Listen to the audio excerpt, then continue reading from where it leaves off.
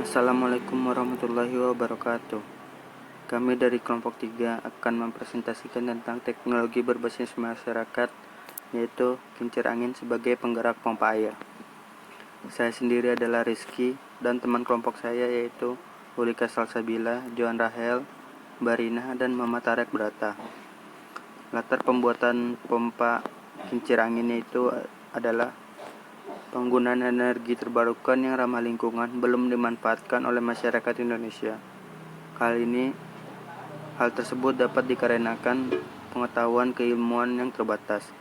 Di negara maju seperti Amerika Serikat yang sudah mengembangkan energi angin, terbukti bahwa energi ini bisa lebih murah hingga 6% dibandingkan yang konvensional.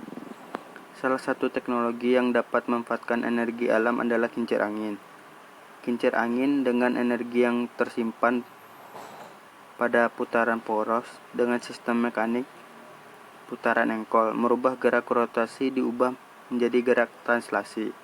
Gerak translasi diaplikasikan pada pompa torak, menggerakkan pompa naik dan turun.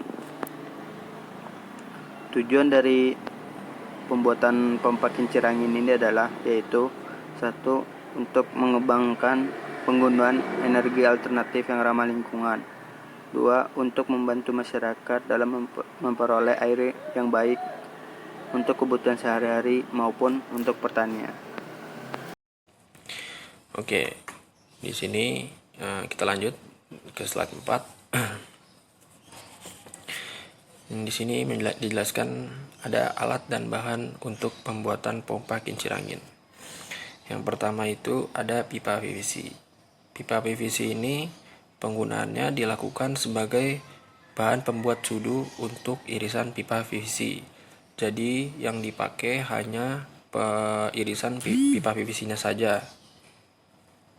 Irisan pipa PVC-nya saja yang dipakai dalam alat bahan pompa kincir angin.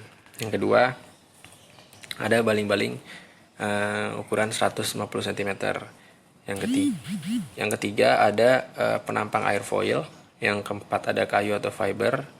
Yang kelima itu ada besi siku 5x5 ukuran 4 buah.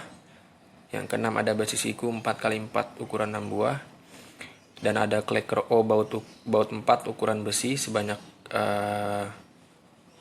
ini maksudnya kleker O baut 4 ukuran besi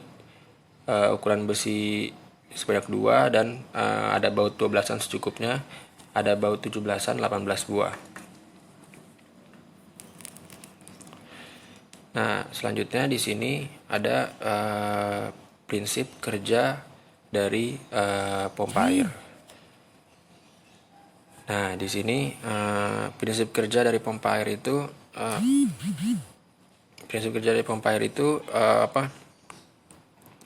bermula dari konversi energi potensial atau gaya dorong air untuk memutar si kincir air.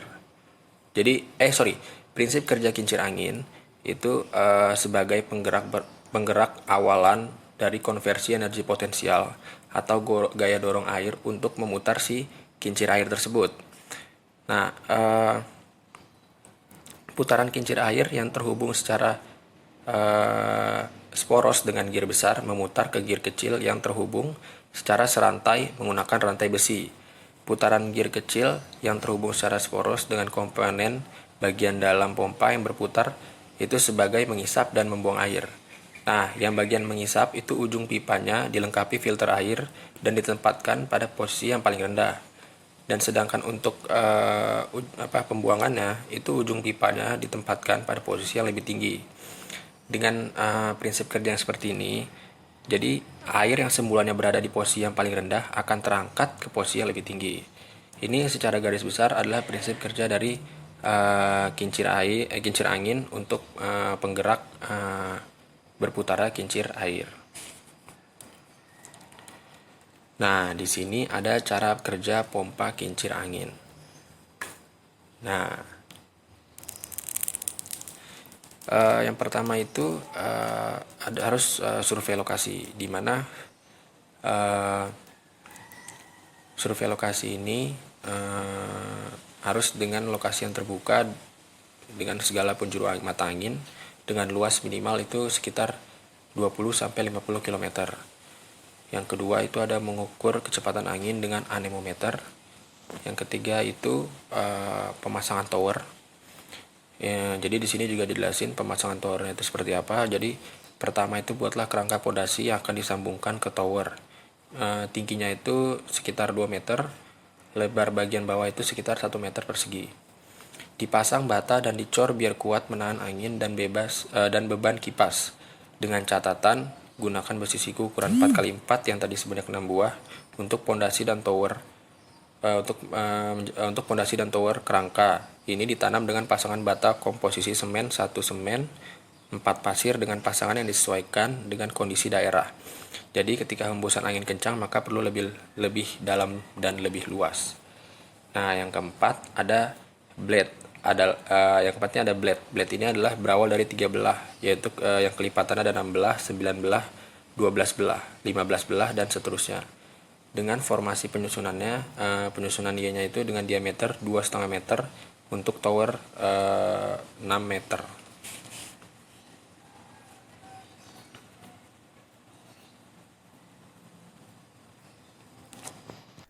Cara kerja selanjutnya adalah pompa air tenaga angin. Cara kerjanya sama dengan pompa sumur bor, tetapi desain dan konstruksinya disesuaikan dengan tenaga yang dihasilkan. Nah, tenaga yang digunakan sekarang adalah tenaga angin. Pada pompa terdapat dua katup, yaitu katup statis dan katup dinamis. Katup statis yang posisinya di bawah dan katup dinamis posisinya di atas. Cara kerja mereka bergantian. Apabila katup dinamis bergerak ke atas, maka katup statis terbuka dan membawa air masuk. Bila katup dinamis bergerak ke bawah, maka air akan masuk ke dalam katup dinamis dan air akan naik sampai ke permukaan sehingga dapat dimanfaatkan. Cara selanjutnya adalah mencangkul permukaan tanah sampai sekitar 60 cm, lalu mengisi dengan air agar memudahkan dalam pemasangan pipa bor. Yang ketujuh, pasang mesin penyedot air. Satu lubangnya dipasang selang untuk menyedot dan satu lubangnya lagi dipasang ke pipa besi atau pipa bor untuk mengairi tanah supaya lebih gampang dibor. Yang kedelapan, mencapit batang pipa bor dengan kunci tang lalu putar dengan satu arah. Yang kesembilan, setelah merasa cukup dalam dan sesuai dengan kedalaman yang kita inginkan, selanjutnya memasang pipa dan menyambungkannya dengan kincir angin agar dapat mendorong air. Ini adalah gambar dari pompa kincir angin seperti yang telah dijelaskan oleh teman-teman sebelumnya. Penggunaan pompa kincir angin ini memiliki beberapa keuntungan dan kerugian. Untuk keuntungan dari penggunaan pompa kincir angin ini antara lain adalah, yang pertama, ketika kita menggunakan pompa kincir angin untuk menghasilkan energi angin, kita tidak memerlukan biaya yang banyak, bahkan bisa gratis. Karena kita dapat memanfaatkan alat-alat dan bahan yang ada di sekitar kita. 2. Pompa kincir angin ini merupakan produk yang bersih dan ramah lingkungan. 3. Untuk membangun pompa kincir angin tidak diperlukan area lahan yang luas. Kita hanya memerlukan sedikit lahan di ruang yang terbuka, bahkan lahan yang ada di sekitar tempat lokasi kincir angin pun dapat dipergunakan untuk aktivitas lainnya. Lalu yang keempat, energi angin yang dihasilkan tidak akan habis atau renewable. Tetapi, walaupun banyak kelebihannya, pompa kincir angin ini pun memiliki beberapa kelemahan, yaitu yang pertama, alat ini sangat bergantung dari kondisi alam yang ada, sehingga ketika kondisi angin tidak ada atau kecil, maka pompa ini pun dapat tidak berfungsi. Yang kedua, pompa kincir angin ini menggunakan baling-baling di dalam proses kerjanya, dan baling-baling ini menimbulkan suara yang keras sehingga tidak nyaman, terutama jika lokasi pompa ini berada di dekat rumah penduduk. Yang ketiga, pompa kincir angin ini dapat menimbulkan refleksi terhadap penangkapan gelombang televisi jika terlalu dekat. Selanjutnya, manfaat pompa kincir angin. Manfaat dari pompa kincir angin ini adalah yang pertama, pembangkit listrik. Kincir angin sering dimanfaatkan sebagai sumber pembangkit listrik. Di Belanda, kincir angin juga digunakan untuk menyalakan generator listrik. Yang kedua, membantu menyalurkan air dalam irigasi. Kincir angin dibuat untuk membantu mengalihkan aliran air dari satu pati atau saluran irigasi menuju ke saluran lainnya, juga membantu para petani mengalirkan air ke ladang. Yang ketiga, energi yang ramah lingkungan. Kincir angin dibuat karena merupakan salah satu sumber energi alternatif yang ramah lingkungan dan tidak menimbulkan polusi udara. Yang keempat, alternatif penggunaan bahan bakar fosil. Kincir angin juga merupakan salah satu sumber energi alternatif yang baik sebagai pengganti bahan bakar minyak dan gas alam. Dengan ini, cadangan bahan bakar fosil dapat berkurang penggunaannya. Yang kelima, membantu mengalihkan arah angin.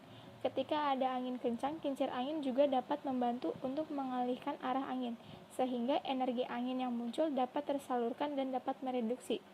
Keenam, sebagai pompa dan penyalur air. Manfaat dari kincir angin digunakan sebagai pompa air serta penyalurannya. Dengan menggunakan ini, masyarakat tidak perlu menimba air. Kesimpulan. Adapun kesimpulan dari laporan ini yaitu, yang pertama, kincir angin sebagai mesin konversi energi alternatif untuk menggerakkan pompa air mudah dibuat dan ramah lingkungan, serta tidak menghasilkan polutan. Kedua, pompa air dengan aliran fluida sebagai tenaga penggerak sangat mudah dalam proses pembuatan, karena konstruksinya sederhana dan terbuat dari bahan yang mudah didapatkan.